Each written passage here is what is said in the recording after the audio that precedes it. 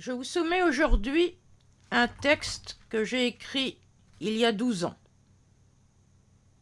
C'était la première page de la préface de la réédition en 2010 du Seigneur des Tribus, mon premier livre, qui avait été publié initialement en 1997.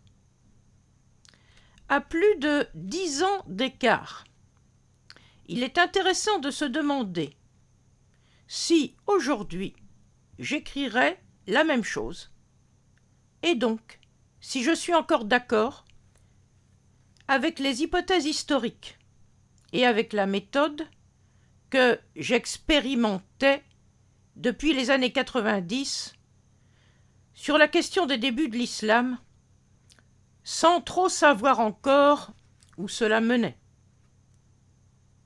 Du point de vue de la méthode, je répondrai sans aucune hésitation oui. Je confirme et je signe. Aujourd'hui, je peux écrire la même chose du point de vue de la méthode. Du point de vue des hypothèses historiques, je dirais que je suis globalement sur la même ligne. Mais je constate cependant qu'il y a une dizaine d'années, j'étais encore partiellement, et sans m'en rendre vraiment compte, sous la coupe du processus de sacralisation qui avait commencé à se mettre en place au début de la période impériale abbasside. Aujourd'hui, je n'utiliserai plus de qualifications religieuses comme les compagnons de Mohammed, je ne parlerai plus des premiers musulmans. Aujourd'hui, je parlerai simplement des partisans de Mohammed pour tenter de retrouver la réalité politique du terrain médinois dans le cadre tribal de la société de l'époque.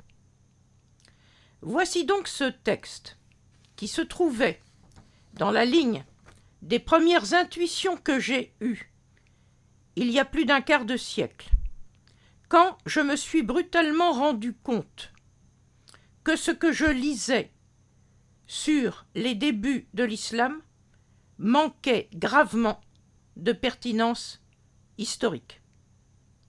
Voici donc le texte de la première page de cette préface. Comment les Arabes croyaient-ils au Coran? Quelle sorte d'islam ont pratiqué les premiers musulmans compagnons de Mahomet? Aujourd'hui, je dirais Muhammad. Plus que jamais, aujourd'hui, se pose la question du sens, et plus encore la question de l'historicité du sens. Un texte sacré fait sens pour les croyants qui se l'approprient à chaque époque.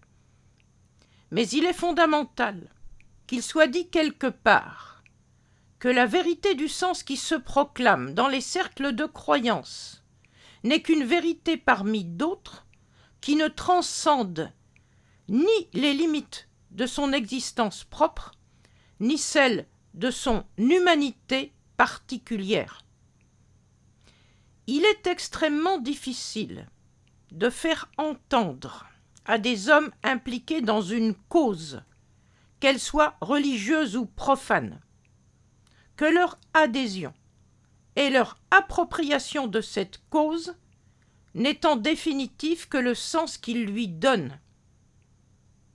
L'homme impliqué, souvent, universalise et détemporalise sa croyance et son action comme s'il était lui-même le seul référent et le seul garant de leur validité. La vérité invoquée comme un absolu est destructrice du sens historique. Elle nie la variabilité des significations à partir de l'acteur humain qui interagit avec elle en les produisant pour construire son identité en fonction des circonstances de son temps et de son environnement. L'absolu du vrai est porteur de la déshumanisation du sens. La croyance peut se faire inhumaine quand elle est négatrice d'une possible altérité qui dit autre chose que ce qu'elle proclame ou qui le dit d'une autre manière. L'homme singulier se prend alors pour tous les hommes qui ont existé ici et toujours. Ce faisant, il réduit l'autre à une non-existence. Il néantise ce qui n'est pas lui.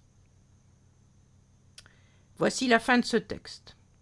Alors, je vous laisse réfléchir à ces questions de méthode qui permettent de construire un raisonnement historique correct et de ne pas se laisser piéger par des fantasmes tels ceux qui se fabriquent aujourd'hui un peu partout sur le passé de l'islam, aussi bien d'ailleurs dans le monde musulman qu'en dehors de lui. À bientôt.